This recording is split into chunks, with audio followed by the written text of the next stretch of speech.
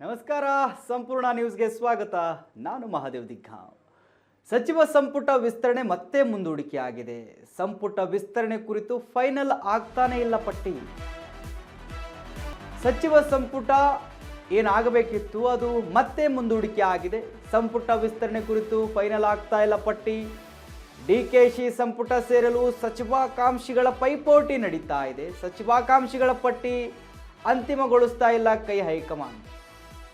ಕಾಂಗ್ರೆಸ್ ಹೈಕಮಾಂಡ್ನಿಂದ ಅಂಕಿತ ಒಂದೇ ಬಾಕಿ ಇದೆ. ಹೈಕಮಾಂಡ್ ಅಂಕಿತ ಬಿದ್ದ ಬಳಿಕ ಸಚಿವರ ಪದಗ್ರಹಣ ಆಗುತ್ತೆ.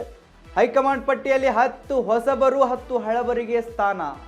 ಜಾತಿವಾರು, ಸಮುದಾಯವಾರು, ಪ್ರಾದೇಶಿಕವಾರು ಪರಿಗಣನೆ ಮಾಡಲಾಗ್ತಾ ಇದೆ. ಯಾವ ಪ್ರದೇಶಕ್ಕೆ ಯಾರಿಗೆ ಕೊಡಬೇಕು, ಯಾವ ಜಾತಿಯಲ್ಲಿ ಯಾರಿಗೆ ಕೊಡಬೇಕು, ಯಾವ ಸಮುದಾಯಕ್ಕೆ ಕೊಟ್ಟರೆ ಮುಂದಿನ ಬರ್ತಕ್ಕಂಥ ಚುನಾವಣೆಯಲ್ಲಿ ನಮ್ಮ ಪಕ್ಷಕ್ಕೆ ಹೆಲ್ಪ್ ಆಗುತ್ತೆ, ಆ ಮತಗಳು ಆ ಸಮುದಾಯದ ಮತಗಳು ನಮಗೆ ಬೀಳುತ್ತವೆ. ಎಲ್ಲ ರೀತಿಯಲ್ಲೂ ಚರ್ಚೆ ನಡೀತಾ ಇದೆ, ಎಲ್ಲ ರೀತಿಯಲ್ಲೂ ಚರ್ಚೆ ಆಗ್ತಾ ಇದೆ. ಸೊ ಅದಕ್ಕೆ ಸಂಬಂಧಪಟ್ಟ ಹಾಗೆ ಮತ್ತೆ ಚುನಾವಣೆ ಮುಂದೆ ಹೋಗ್ತಾ ಇದೆ. ಸಚಿವ ಸಂಪುಟ ವಿಸ್ತರಣೆ ಏನಿದೆ ಅದು ಮುಂದೆ ಹೋಗ್ತಾನೇ ಇದೆ. ಸಚಿವ ಸಂಪುಟ ವಿಸ್ತರಣೆ ಆಗಬೇಕು. ಇರುವಂಥ 20 ಸ್ಥಾನಗಳು ಭರ್ತಿ ಆಗಬೇಕು. ಅದಕ್ಕೆ 40ಕ್ಕೂ ಅಧಿಕ ಆಕಾಂಕ್ಷಿಗಳಿದ್ದಾರೆ. ಅವರಿಂದ ಪೈಪೋಟಿ ನಡೀತಾ ಇದೆ.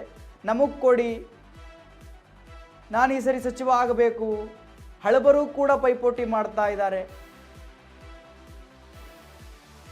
ಈ ಬಾರಿಯೂ ಕೂಡ ನಮಗೂ ಸಚಿವ ಸ್ಥಾನ ಕೊಡಿ ಅಂತ ಹೇಳ್ತಾ ಇದ್ದಾರೆ. ಇವಾಗ ಡಿಕೆ ಸಚಿವ ಸಂಪುಟ 1 ವಾರ ಮುಂದೂಡಿಕೆ ಆಗಿದೆ.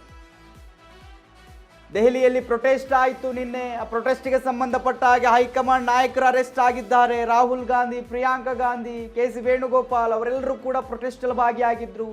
ಆ ಪ್ರೊಟೆಸ್ಟನ್ನು ನಿಲ್ಲಿಸೋದಕ್ಕೆ ಪೊಲೀಸರು ಅವರನ್ನು ವಶಕ್ಕೆ ಪಡೆದಿದ್ದಾರೆ. ಸೊ ಆ ಕಾರಣಕ್ಕಾಗಿ ಹೈಕಮಾಂಡ್ ಇಲ್ಲದೇ ಇದ್ದರೆ ರಾಜ್ಯದಲ್ಲಿ ಸಚಿವ ಸಂಪುಟ ವಿಸ್ತರಣೆ ಆಗೋದು ಕಷ್ಟ ಆಗುತ್ತೆ.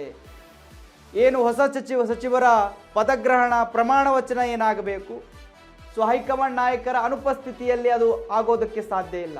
ಸೊ ಆ ಎಲ್ಲ ಕಾರಣಕ್ಕಾಗಿ ಡಿ ಕೆ ಶಿವಕುಮಾರ್ ಅವರು ನಿನ್ನೆ ಹೇಳಿಕೆಯನ್ನು ಕೊಟ್ಟಿದ್ದಾರೆ. 1 ವಾರ ಸಚಿವ ಸಂಪುಟ ಮುಂದೂಡಲಾಗಿದೆ. ಸೊ ಪ್ರೊಟೆಸ್ಟ್ಗೆ ಸಂಬಂಧಪಟ್ಟ ಹಾಗೆ ಈ ಒಂದು ಬೆಳವಣಿಗೆ ಆಗ್ತಾ ಇರೋದು. ಒಂದಲ್ಲ ಒಂದು ಕಾರಣಕ್ಕೆ ಸಚಿವ ಸಂಪುಟ ಮುಂದೆ ಹೋಗ್ತಾನೆ ಇದೆ. ಇನ್ನೇನು ಸ್ವಲ್ಪ ದಿನ, ಅದು 1 ವಾರ, ಒಂದು 10 ದಿನ ಕಳೆದ್ರೆ ಡಿ ಕೆ ಶಿವಕುಮಾರ್ ಅವರು CM ಆಗಿ 2 ತಿಂಗಳು ಭರ್ತಿ ಆಗುತ್ತೆ. 2 ತಿಂಗಳಾಯಿತು, ಸಚಿವ ಸಂಪುಟ ವಿಸ್ತರಣೆ ಆಗ್ತಾ ಇಲ್ಲ. ಇನ್ನು ಮುಂದಿನ ವಾರಕ್ಕೆ ಮುಂದೂಡಿಕೆ ಆಗಿದೆ ಸಚಿವ ಸಂಪುಟ ವಿಸ್ತರಣೆ. ಸಚಿವ ಸಂಪುಟ ವಿಸ್ತರಣೆ ತಡವಾಗಬಹುದು ಅಂತ ಹೇಳಿ ಡಿ ಕೆ ಶಿವಕುಮಾರ್ ಹೇಳಿದ್ದಾರೆ.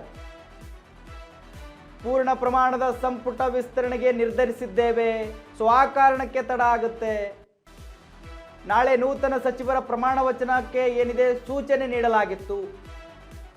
ಸೊ ಹಲವು ಕಾರಣಗಳಿದಾವೆ ಮುಂದೂಡುವುದಕ್ಕೆ. ಕಾಂಗ್ರೆಸ್ ಹೈಕಮಾಂಡ್ ಜೊತೆ ನಡೆಯಬೇಕಿದ್ದ ಸಭೆ ರದ್ದಾಗಿದೆ. ದೆಹಲಿಯ ಕರ್ನಾಟಕ ಭವನದಲ್ಲಿ ಡಿ ಕೆ ಶಿವಕುಮಾರ್ ಹೇಳಿಕೆಯನ್ನು ಕೊಟ್ಟಿದ್ದಾರೆ. ನೋಡಿ, ಸಚಿವ ಸಂಪುಟ ಪ್ರಮಾಣ ವಚನ ಆಗಬೇಕಿತ್ತು. ವಿಸ್ತರಣೆಗೆ ಸಂಬಂಧಪಟ್ಟ ಹಾಗೆ ಹೊಸ ಸಚಿವರ ಪ್ರಮಾಣ ವಚನ ಆಗಬೇಕಿತ್ತು.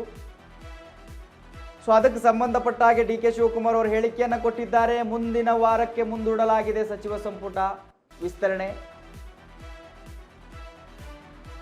ಸೊ ಹೈಕಮಾಂಡ್ನವರು ಬಹಳ ಕೂಲಂಕುಷವಾಗಿ ಚರ್ಚೆ ಮಾಡ್ತಾ ಇದ್ದಾರೆ. ಹೈಕಮಾಂಡ್ ಜೊತೆ ನಮ್ಮ ಸಭೆ ಏನಿದೆ ಅದು ರದ್ದಾಗಿದೆ. ಸೊ ಆ ಕಾರಣಕ್ಕೆ ಸಚಿವ ಸಂಪುಟ ವಿಸ್ತರಣೆಯನ್ನು ಮುಂದೂಡಲಾಗಿದೆ ಅಂತೇಳಿ ಡಿ ಕೆ ಶಿವಕುಮಾರ್ ಅವರು ದೆಹಲಿಯಲ್ಲಿ ಹೇಳಿಕೆಯನ್ನು ಕೊಟ್ಟಿದ್ದಾರೆ. ವೀಕ್ಷಕರೇ, ಡಿ ಕೆ ಶಿವಕುಮಾರ್ ಅವರು ನಿನ್ನೆ ದೆಹಲಿಯಲ್ಲಿ ಪ್ರೊಟೆಸ್ಟಲ್ಲಿ ಅವರು ಕೂಡ ಭಾಗಿಯಾಗಿದ್ದರು. ಆ ಪ್ರೊಟೆಸ್ಟಲ್ಲಿ ಭಾಗಿಯಾಗಿ ಆ ಪ್ರೊಟೆಸ್ಟನ್ನು ಯಶಸ್ವಿಗೊಳಿಸೋದ್ರಲ್ಲಿ ಅವರು ಕೂಡ ಇದ್ದರು. ಸೊ ಆ ಸಂದರ್ಭದಲ್ಲಿ ನರೇಂದ್ರ ಮೋದಿಯವರ ಮನೆಯ ಎದುರುಗಡೆ ಏನು ಪ್ರೊಟೆಸ್ಟ್ ಮಾಡಿದ್ರು ಹೈಕಮಾಂಡ್ ನಾಯಕರು, ಸೊ ಆ ಸಂದರ್ಭದಲ್ಲಿ ಕಾಂಗ್ರೆಸ್ ಹೈಕಮಾಂಡ್ ನಾಯಕರನ್ನ ಪೊಲೀಸರು ವಶಕ್ಕೆ ಪಡೆದಿದ್ದಾರೆ. ಸೊ ಆ ಒಂದು ಕಾರಣಕ್ಕೆ ಡಿ ಕೆ ಶಿವಕುಮಾರ್ ಅವರು ಸಚಿವ ಸಂಪುಟ ವಿಸ್ತರಣೆಯ ಕುರಿತಂತೆ ಏನು ಸಭೆ ಆಗಬೇಕಿತ್ತು, ಚರ್ಚೆ ಆಗಬೇಕಿತ್ತು, ಆ ಸಭೆ ರದ್ದಾಗಿದೆ. ಸೊ ಅದು ರದ್ದಾಗಿರೋದ್ರಿಂದ ರಾಜ್ಯದಲ್ಲಿ ಫೈನಲ್ ಆಗಿ 20 ಸಚಿವ ಸ್ಥಾನಗಳಿಗೆ ಏನು ಪ್ರಮಾಣ ವಚನವನ್ನು ಸ್ವೀಕಾರ ಮಾಡಬೇಕಿತ್ತು, ಪ್ರಮಾಣ ವಚನ ಸ್ವೀಕಾರ ಆಗುತ್ತೆ ಅಂತ ಹೇಳಿ ನಿನ್ನೆ ಆದೇಶ ಕೂಡ ಹೊರಬಿದ್ದಿತ್ತು. ಎಲ್ಲ ವ್ಯವಸ್ಥೆಗಳು ಕೂಡ ಮಾಡಲಾಗ್ತಾ ಇತ್ತು. ಶಾಮಿಯಾನ ಆಗಿರ್ಬೋದು, ಇನ್ನಿತರ ಏನೇನು ವ್ಯವಸ್ಥೆ ಬೇಕು ಆ ವ್ಯವಸ್ಥೆಗೆ ಏನೇನು ಆಗಬೇಕು ಎಲ್ಲದಕ್ಕೂ ಕೂಡ ಮುನ್ಸೂಚನೆ ಕೊಡಲಾಗಿತ್ತು. ಆ ವ್ಯವಸ್ಥೆ ಎಲ್ಲ ಕೂಡ ಆಗ್ತಾ ಇತ್ತು. ಸೊ ಏಕಾಏಕಿ ಕಾಂಗ್ರೆಸ್ ಹೈಕಮಾಂಡ್ ನಾಯಕರನ್ನ ಅರೆಸ್ಟ್ ಮಾಡಲಾಯಿತು ಪೊಲೀಸರಿಂದ. ಸೊ ಅವರು ಇರದೇ ಇರುವ ಕಾರಣ ದೆಹಲಿಯಲ್ಲಿ ಏನು ಮೀಟಿಂಗ್ ಆಗಬೇಕಿತ್ತು ಆ ಮೀಟಿಂಗ್ ರದ್ದಾಗಿದೆ. ರದ್ದಾಗಿರುವ ಕುರಿತಂತೆ ಡಿ ಕೆ ಶಿವಕುಮಾರ್ ಹೇಳಿಕೆಯನ್ನು ಕೊಟ್ಟಿದ್ದಾರೆ. ಏನು ಬುಧವಾರ ಅಂದರೆ ಇವತ್ತು ನಾವು ಏನು ಸಚಿವರ ಪ್ರಮಾಣ ವಚನವನ್ನು ಅಥವಾ ಪದಗ್ರಹಣವನ್ನು ಏನು ಮಾಡಬೇಕು ಅಂತ ಹೇಳಿ ನಾವೆಲ್ಲ ವ್ಯವಸ್ಥೆ ಮಾಡ್ಕೊಂಡಿದ್ವಿ, ಅದು ಮುಂದಿನ ವಾರಕ್ಕೆ ಮುಂದೂಡಿದೆ. ಹೈಕಮಾಂಡ್ ಜೊತೆ ನಮ್ಮ ಸಭೆ ರದ್ದಾಗಿದೆ. ಇದ್ರ ಬಗ್ಗೆ ಇನ್ನೂ ಕೂಡ ನಾವು ಚರ್ಚೆ ಮಾಡಬೇಕಿತ್ತು ಹೈಕಮಾಂಡ್ ಜೊತೆ. ಯಾರನ್ನ ಸಚಿವರನ್ನ ಮಾಡಬೇಕು, ಯಾರ ಸಚಿವರ ಲಿಸ್ಟಿಂದ ಹೊರಗಡೆ ಇಡಬೇಕು, ಯಾವಷ್ಟು ಮಂದಿ ಹೊಸಬರನ್ನ ಒಳಗಡೆ ತಗೋಬೇಕು, ಎಲ್ಲದರ ಕುರಿತಂತೆ ಚರ್ಚೆ ಆಗಬೇಕಿತ್ತು. ಇವತ್ತು ಫೈನಲ್ ಲಿಸ್ಟ್ ಹೊರಬೀಳಬೇಕಿತ್ತು. ಸೊ ಅದು ಮುಂದೂಡಿಕೆ ಆಗಿದೆ. ಹಾಗಂತ ಹೇಳಿ ಕರ್ನಾಟಕದ ಮುಖ್ಯಮಂತ್ರಿ ಡಿ ಕೆ ಶಿವಕುಮಾರ್ ಅವರು ದೆಹಲಿಯಲ್ಲಿ ಹೇಳಿಕೆಯನ್ನು ಕೊಟ್ಟಿದ್ದಾರೆ. ಯಾವುದೋ ಒಂದು ಕಾರಣ ಇಟ್ಟುಕೊಂಡು ರಾಜ್ಯದಲ್ಲಿ ಸಚಿವ ಸಂಪುಟ ಏನು ವಿಸ್ತರಣೆ ಆಗಬೇಕು ಮುಂದೂಡಿಕೆ ಆಗ್ತಾ ಇದೆ. ಇವಾಗ ದೆಹಲಿಯಲ್ಲಿ ನಿನ್ನೆ ಪ್ರೊಟೆಸ್ಟ್ ಆಯಿತು. ಪ್ರೊಟೆಸ್ಟ್ಗೆ ಸಂಬಂಧಪಟ್ಟ ಹಾಗೆ ದೆಹಲಿಯ ನಾಯಕರು ಅರೆಸ್ಟ್ ಆಗಿದ್ದಾರೆ. ಅವರ ಅನುಪಸ್ಥಿತಿಯಲ್ಲಿ ಸಭೆ ನಡೆಯೋದಕ್ಕೆ ಸಾಧ್ಯ ಇಲ್ಲ. ಸೊ ಆ ಕಾರಣಕ್ಕೆ ಡಿ ಕೆ ಶಿವಕುಮಾರ್ ಅವರು ದೆಹಲಿಯಲ್ಲಿ ಹೇಳಿಕೆಯನ್ನು ಕೊಟ್ಟಿದ್ದಾರೆ. 1 ವಾರಗಳ ಮಟ್ಟಿಗೆ ಸಚಿವ ಸಂಪುಟ ವಿಸ್ತರಣೆಯಾಗಿದೆ. ಬುಧವಾರ ಆಗಬೇಕಿದ್ದ ಕಾರ್ಯಕ್ರಮ, ಪ್ರಮಾಣ ವಚನ ಕಾರ್ಯಕ್ರಮ ಏನಿದೆ ಅದು ಮುಂದೂಡಿಕೆ ಆಗಿದೆ. ದೆಹಲಿಯ ನಾಯಕರ ಜೊತೆ ಇನ್ನೊಂದು ರೌಂಡ್ ನಾವು ಚರ್ಚೆ ಮಾಡಬೇಕು, ಇನ್ನೊಂದು ಸುತ್ತಿನ ಚರ್ಚೆ ಆಗಬೇಕು. ಆ ಚರ್ಚೆ ಆದ ನಂತರ ಫೈನಲ್ ಒಂದು ಪಟ್ಟಿ ಹೊರಗಡೆ ಬರುತ್ತೆ. ನೋಡಿ, 20 ಸ್ಥಾನಗಳಿದ್ದಾವೆ, ಅದಕ್ಕೆ 40 ಜನ ಆಕಾಂಕ್ಷಿಗಳಿದ್ದಾರೆ. ಪ್ರತಿ ಒಂದು ಸಚಿವ ಸ್ಥಾನಕ್ಕೂ ಕೂಡ 2 ಪೈಪೋಟಿ ಇದ್ದಾರೆ. ಅದರ ಸೂಕ್ತವಾದ ವ್ಯಕ್ತಿಯನ್ನು ಆರಿಸಬೇಕು. ಅವರು ಅರ್ಹರ, ಆ ಒಂದು ಸ್ಥಾನವನ್ನು ಅವರಿಗೆ ಕೊಟ್ಟರೆ ಅವರು ನಿಭಾಯಿಸಬಲ್ಲರ, ಆ ಸಚಿವ ಒಂದು ಇಲಾಖೆ ಏನಿದೆ ಆ ಒಂದು ಇಲಾಖೆಯನ್ನು ನಿಭಾಯಿಸಿ ಪಕ್ಷಕ್ಕೆ ಒಳ್ಳೆಯ ಹೆಸರು ಬರ್ತಕ್ಕಂಥ 28ರ ಚುನಾವಣೆಯಲ್ಲಿ ಇವರಿಗೆ ಎಷ್ಟು ಅದರಿಂದ ಲಾಭ ಆಗುತ್ತೆ ಎಲ್ಲವನ್ನೂ ಕೂಡ ಹೈಕಮಾಂಡ್ ವಿಚಾರ ಮಾಡುತ್ತೆ. ಯಾರನ್ನು ಕೊಟ್ಟರೆ, ಯಾವ ಸಮುದಾಯಕ್ಕೆ ಕೊಟ್ಟರೆ, ಯಾವ ಜಾತಿವಾರಿಗೆ ಕೊಟ್ಟರೆ ಅಥವಾ ಯಾವ ಪ್ರದೇಶಕ್ಕೆ ಯಾರನ್ನ ಅಲ್ಲಿಂದ ತೆಗೆದುಕೊಂಡ್ರೆ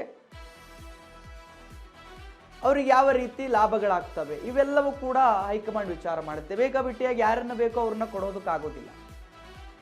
ಅಥವಾ ಇಷ್ಟು ವರ್ಷ ಯಾರು ಸಚಿವ ಸ್ಥಾನದಿಂದ ವಂಚಿತರಾಗಿದ್ದಾರೆ, ಯಾರು ಬಹಳ ಸಚಿವ ಸ್ಥಾನಕ್ಕೆ ಆಕಾಂಕ್ಷಿಗಳಿದ್ದಾರೆ, ಬಹಳ ವರ್ಷಗಳಿಂದ ಬೇಡಿಕೆ ಇಡ್ತಾ ಇದ್ದಾರೆ, ಸೊ ಅವರನ್ನು ಕೊಟ್ಟರೆ ಸೂಕ್ತನಾ, ಅವೆಲ್ಲವೂ ಕೂಡ ಚರ್ಚೆ ಆಗುತ್ತೆ.